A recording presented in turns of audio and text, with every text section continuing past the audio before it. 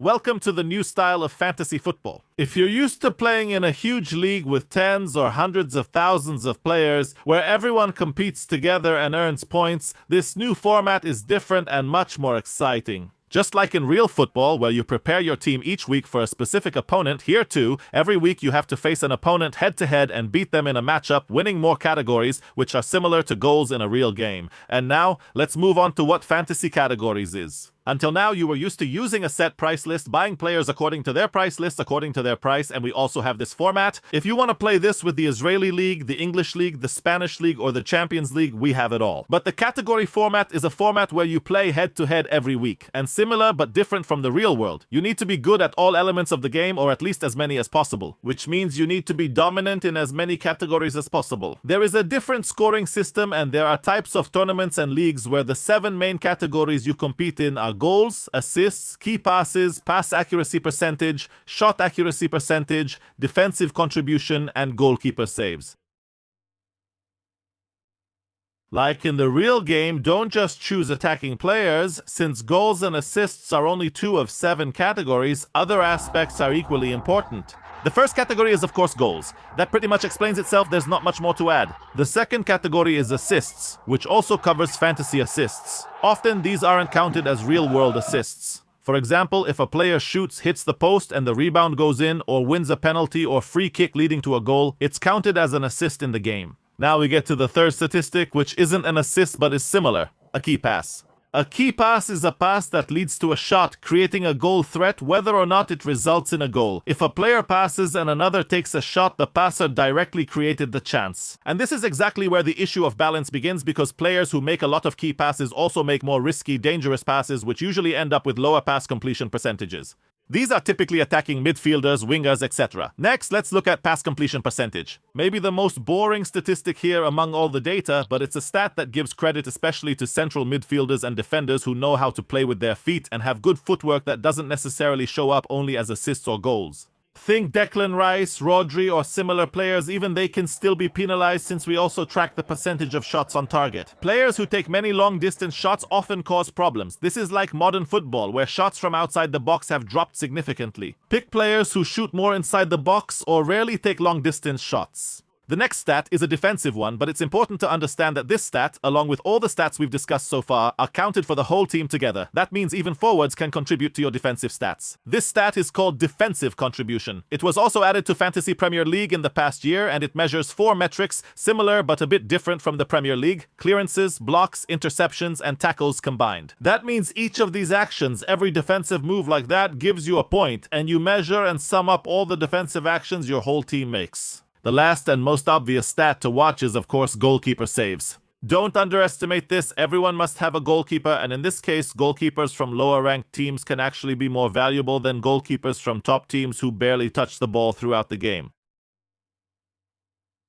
The moment has come and you want to start a league with friends or join your friends' league. The process is simple and quick. In the app, you go in to create a new league, or alternatively, on the website you click the plus button, and here you also have the option to join a league by entering the code or to create a new league. You click on Create League, and here you basically have 3 options. The first, league for beginners, 5 categories, the most basic you can get, which is a league that only measures quantitative stats that are clear to the eye. I don't really recommend it, but for those who want to start with the absolute basics, this is a league that includes goals, assists, key passes, defensive contribution, and goalkeeper saves. Only things that are visually obvious, not related to percentages. In the end, there's an advanced league here with customization for those who really want to dive deep into it, but the standard league with 7 categories is probably the one most people will play in. You enter the league name there and move on. Unlike fantasy basketball, for those who know, the frequency here is weekly. That means you need to set your lineup once per round, not like in the NBA game. After that, you continue and choose the league you want to play in. Right now, we only have 1 league at a time, and you can't open a multi-league here yet. Currently, we have the Israeli Premier League, the Premier League, and La Liga. Soon you can combine leagues, but the Champions League is only in the classic fantasy game for now. After picking a league, I see the categories as an example and the draft type. Currently, we only use a snake draft, so the first picker goes last in the next round. A budget draft will be added soon. I'll pick the draft date, but you can change it or start it manually later. You also have 2 more small decisions to make. Do you want the scoring system to be like in soccer, where the winner, no matter how many categories he wins, gets 3 points, 1 point for a tie, and 0 for a loss? Or do you want to get points according to the number of categories you win? That means if you win 7-0 and crush someone, you are rewarded accordingly. In the last format, before you're done, you just need to decide whether you're playing a tournament here or if you're playing a league. In a league, just like a regular league, whoever gets the most points at the end of the season is the winner. In a tournament similar to the Champions League or the World Cup, everyone advances to the knockout stage according to their ranking in the regular season. That means first place, for example, faces 8th place, second faces 7th, and so on. My preference is definitely tournaments. They're much more exciting and fun. So, are you ready? Ensure all data is correct, create the league, share the code with friends, then proceed to the draw and draft. You've reached the stage where you need to do a draft, and the draft works in a snake format. That means whoever picks first in the first round picks last in the second round. How is the order determined? In two ways. One, if you're doing a lottery, which is basically a random draw that decides who picks first and who picks last, you can do all of that through the lottery room. Once you're in, you can start the draw, making it open and synchronized for everyone simultaneously. If you don't do it and go straight to the draft, you'll basically have the same draw, you'll just see it immediately as soon as you enter the draft room. If you did the lottery beforehand and you know which spot you're going to pick, you can practice it in our mock draft room where you can do mock drafts against other people or against bots. The bots are now more sophisticated than they were last year, and they don't just pick the highest ranked player, but choose according to some logic.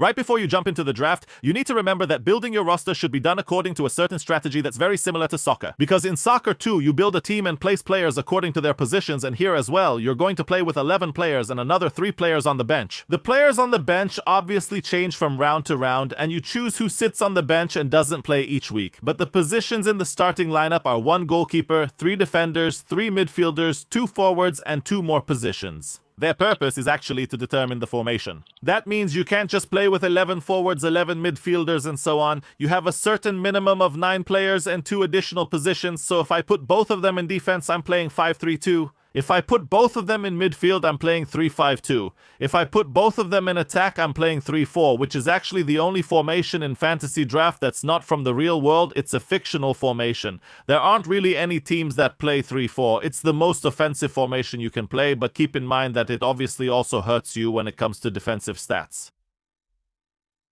So inside the mock draft room that's on the main page, you can see it here. You can also get to it through the league you open. Basically, you have mocks here that are divided by leagues. I enter the Israeli Premier League draft knowing I'll play against 8, 9, or 10 people. It doesn't matter. I just need to understand the proportions to decide where to pick. For example, if I'm picking 5th, I pick the 5th spot and can enter the room. Here I see in front of me all the positions I'm supposed to pick, and I'm supposed to get a sense of proportion. If I look at the list of players, I can see which players are more or less expected to be left for me at each of the positions where I pick. Here I have my first pick, basically the first round where I make a selection, and like I said, I can get a general sense of proportion, who I want to pick, where I want to pick. Because if, for example, they take Omar Atsili here, who's ranked 5th, then I can know what I'll do as a second option. Let's say now I have left here Ogrisa, Atsili, Melamed, and Dor Peretz. So I'll know, okay, I want Atsili as my first pick, pick number 5. If he's not available, I'll take Dor Peretz. If he's unavailable, I'll take Stavtorial as an example. So here, this case is just an example. I'll take Dor Peretz. In my opinion, he has excellent value when it comes to category leagues, and little by little, I start to arrange my lineup. You should also understand which players are left for you more or less in each pick, and you should also understand how you're building your team. I highly recommend doing a few of these before you do the actual draft to understand again what you want to do. For example, here I also pick Roy Revivo, and I start building my team. There's no limit to the number of players from a certain team. You can have all your players from one team. There's no restriction. The only restriction is that each player appears only once in the game. And of course, the fact that you must play with at least 1 goalkeeper, 3 defenders, 3 midfielders, and 2 forwards.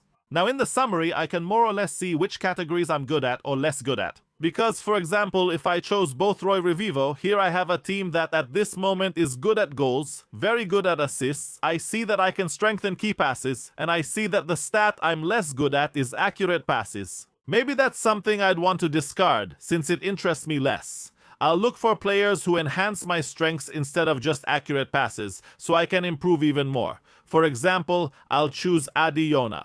So I'm building a lineup whose abilities right now aren't necessarily only related to goals and assists. Of course, Roy Revivo is a player who provides a lot of goals and assists, but notice that in terms of his defensive contribution as a defender, he doesn't provide a lot of key passes, and he doesn't make a lot of accurate passes, especially considering that he plays for a top team. A top team usually holds the ball more, and defenders who play for top teams usually tend to have much higher passing percentages. And here I have two options. I can, for example, consider Ratner from Maccabi Haifa, who has excellent percentages when it comes to accurate passes, and I can improve something that was relatively weaker for me and move up in the ranking here, or I can do what's called a punt. A punt means that I'm basically giving up on a certain category and saying, this is a category I'm not really competing in for the vast majority of weeks anyway. That's actually what I did here, but for now, I didn't do it with accurate passes, but rather with key passes with defensive contribution. And therefore, if I've already gone for this kind of team build, a very offensive team and not a defensive one, then even when I choose defenders, I'll usually pick defenders who tend to be more involved in goals. So here I chose defenders. I'm going to look for someone who has a high number of goals or assists, or someone who has a high number of key passes, for example, Morhazov. And now that I'm starting to get close to building most of my squad, I can also look for a goalkeeper. And as you can see, many times goalkeepers from teams that are actually lower in the standings make a lot more saves. I'll choose goalkeeper Omer Katz, who has a higher pass rate and in my opinion offers more value than Nadav Zamir. This is often a drawback for players and goalkeepers on lower ranked teams. Their accurate passes are usually low because they often kick the ball forward instead of focusing on ball movement. Now that I've chosen a goalkeeper, 3 defenders, 3 midfielders, and 2 forwards, I think I need to pick the best value player left on the market. Now, I'm not choosing by position since I already have players where I need them. I'll look for a player who helps me right now, let's say, just in goals and assists, Omri Altman or Sagiv Yehezkel, someone like that, Mohamed Abu Rumi, who I think might have the potential to break out this year. By the way, I wouldn't put too much weight on the last picks because in the end, the players who are picked last are also players you can move around with pickups and drops from free agency, so don't get too attached to your picks 10 to 14 and then at the end of the draft I can see exactly where I stand. I'm 3rd in the league in goals, but those stats aren't necessarily accurate, so take it with a grain of salt. 2nd in the league in assists, meaning I have a squad that's involved in a lot of goals and assists, much more than say 3 or 4 other players in the league. And my shots on target percentage isn't great, but it's not that far off. 36% compared to 38%, these are really marginal percentages that are easy to close. Key passes, I'm better than 2 players, but very close to 2 others, so if I face them in a certain week, I can bring in specific players who can help me with key passes. In terms of accurate pass percentage, same thing, I'm somewhere close to 2 or 3 players, so if I face these players in a certain matchup in one of the weeks, I can prepare my team specifically to beat them. I'm not very competitive on the Corrin sheet, but I'm one of the best in goalkeeper saves, which I think will be a highly underrated stat. I recommend doing a few of these before you do the actual draft to develop some kind of strategy for the draft itself, which is where you start the season. You've completed the draft with 14 players, but you're unhappy with them or have players who are injured or suspended, common in soccer. If something like that happens, you have 2 positions that are basically an extension of the squad. There's a position called IL, which is a spot meant to hold players who can't play, who aren't fit for that week. That means if you have a player, your star Erling Haaland, someone there's no way you'd drop to free agency, is injured for a week or 2, you can put him in this spot and not lose him to free agency. This expands your roster and gives you a chance to pick up a player from free agency who isn't on any team, for free, so to speak. But as soon as he returns to fitness, you also have to drop a player. That means your roster can't have more than 14 healthy players. Once you reach 15, you have to drop someone, otherwise you won't be able to make any moves or changes in your team. This helps expand your roster, but you must make the opposite move afterward. In addition, if you have players you're not satisfied with, who aren't performing as you wanted, or if there are free agents you really want and who can help you in your weekly matchup, you can pick them up at any time when the transfer window is open. From the end of the round until the day before the next round begins, you have a window called waivers. This is basically a period when the players are locked. They become free agents only 24 hours before the next round starts, but during this time you have a budget of $200 which you need to manage throughout the entire season. But you can bid every week on any player you want, whatever amount you want to get him onto your team, but the catch is that you're competing against all the other players in the league. That means if I bid $10 or $15 on a player I really want from the free agent market and who fits me perfectly for this week, someone else in the league might bid $20 and he'll get him and have the priority. The additional catch is that no one sees someone else's waiver claim until waivers are processed. If there's a tie, and I and another person bid the same amount, there's a column in the table called waiver. That's basically your position in the waiver in case there's a tie. And as you'll notice after you do the draft, it's actually in reverse order of the draft ranking. That means whoever picked last in the draft will be ranked first in priority if there's a tie in the waivers. The minimum bid for any player is $1 and the maximum bid is, of course, $200 if you want to spend your entire budget. Waivers are processed and the player joins your team exactly 24 hours before the start of the first game of the next round. And at that exact stage, we also move to the free transfer phase.